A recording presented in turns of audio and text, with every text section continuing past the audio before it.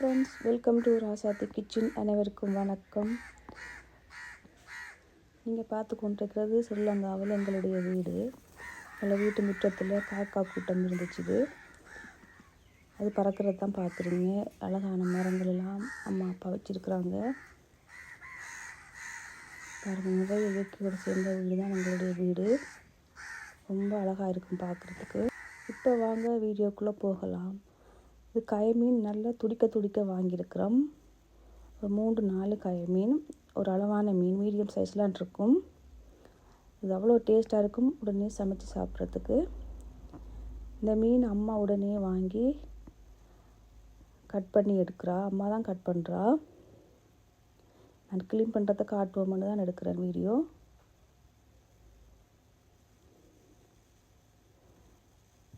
இந்த மண்ணில் போட்டு எடுத்தோம்னா மீன் வழுக்காது. ஆற்று மீன் வழுக்கும் கையில். அதுதான் மண் போட்டு மீனை விட்டுறது.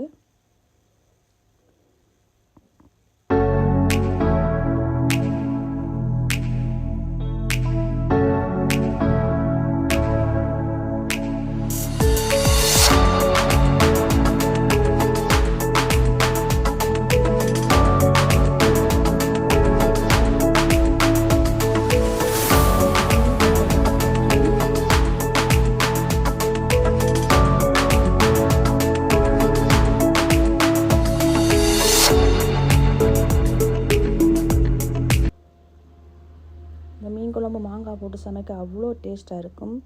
குழம்பும் சமைக்கலாம், சொதியும் வைக்கலாம், பொரிக்கலாம், எல்லாம் செய்யலாம். இது எங்கள் ஊரில் கயமீன் என்று சொல்லுவாங்க. உங்களோட ஊரில் என்ன மீன் சொல்லுவாங்கன்னு கீழே கமெண்ட் பண்ணுங்கள்.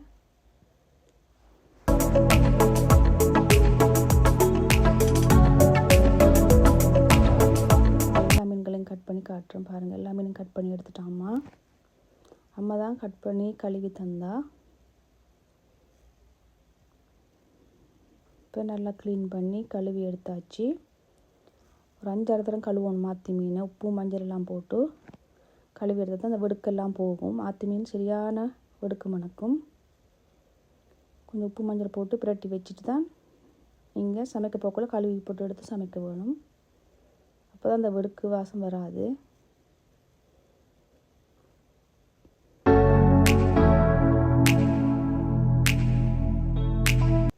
இப்போ ஒரு அரை மணி நேரம் இதை ஊற வச்சுருக்கிறோம். இப்போ சமைக்கிறதுக்கு ஒரு சட்டி எடுத்துருக்கிறேன். அதுக்குள்ளே வீட்டில் அரைச்ச மிளகாத்தூள் ஒரு 3 ஸ்பூன் போட்டிருக்கிறேன்.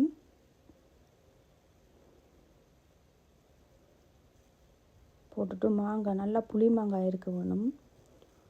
மாங்காயும் கட் பண்ணி போட்டுட்டு வெள்ளைப்பூடையும் கட் பண்ணி வச்சுருக்கிறேன். நீங்கள் குத்தியும் போடலாம். நான் சும்மா கட் பண்ணி போட்டிருக்கிறேன். அதில் சின்ன வெங்காயம் போட்டிருக்கிறேன். அதோட கல் உப்பும் சேர்த்து போட்டிருக்கிறேன். போட்டுட்டு தேங்காய், ஃப்ரெஷ் தேங்காய் பால் தான் புளிஞ்சு எடுத்துருக்குறோம். அதையும் விட்டுட்டு நல்லா மிக்ஸ் பண்ணிவிட்டு அடுப்பில் வச்சு கொதிக்க வைக்க வேண்டியது தான். உங்களுக்கு புளி வேணுமெண்டா கொறுக்கா போடலாம், இல்லாட்டி பழப்புளியும் போடலாம். ஆற்று மீனுக்கு தக்காளி பழம் போடுறது இல்லை. நாங்கள் இந்த புளி அளவாக இருந்ததால் நாங்கள் புளி போட்டுக்கொள்ள. ஏன்னா அந்த மாங்காய் புளியே போதுமானது. இப்போ மூணிட்டு விறகு அடுப்புலாம் சமைக்க போகிறோம்.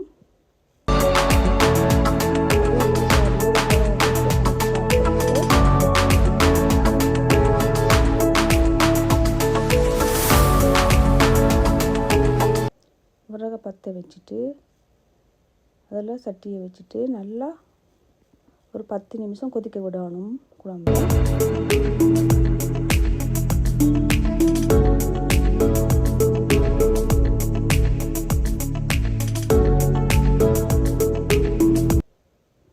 பார்த்திங்கன்னா நல்லா கொதிச்சிட்டுது.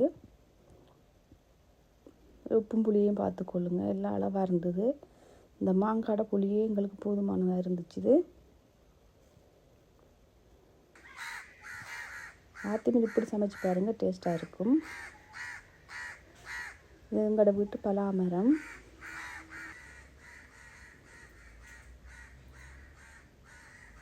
இது காக்கெண்ணெய் பூ மரம். இது காக்கெண்ணெய் பூ என்று சொல்லுவோம் நாங்கள்.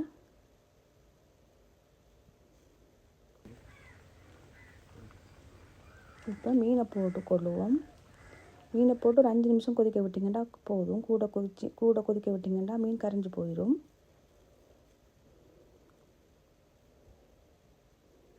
இப்படி எல்லா மீன்களையும் போட்டுட்டு மூடி ஒரு 5 மினிட்ஸ் கொதிக்க விடுங்க.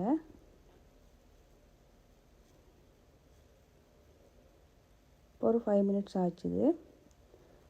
நீங்கள் அகப்பை போட்டு கூட கிண்டக்கூடாது. இப்படி தூக்கி குளிக்க விட்டிங்கன்னாலே போதும். அகப்பை போட்டு கிண்டினீங்கன்னா மீன் கரைஞ்சி போயிடும். இந்த ஆத்தி மீன் சாஃப்டான மீன் சரியான. இப்போ கறிவேப்பிலையும் கொஞ்சம் வெந்தயத்தையும் வறுத்து போட்டிங்கன்னா ஒரு நிமிஷம் மூடி இறக்குனீங்கன்னா குழம்பு ரெடி ஆயிரும். இந்த மீன் குழம்பு அவ்வளோ டேஸ்ட்டாக வந்தது. நீங்களும் செய்து பார்த்துட்டு கமெண்ட் பண்ணுங்கள்.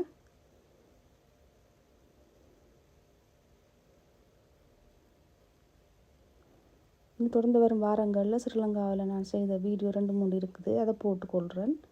அடுத்தடுத்த வாரங்களில் நான் இங்கே சமைக்கிறத போடுறேன். இது எங்கட விட்டு தோடங்காய் மரம். தோடையெல்லாம் நிறைய காய்ச்சி இருந்தது எங்கட வீட்டில்.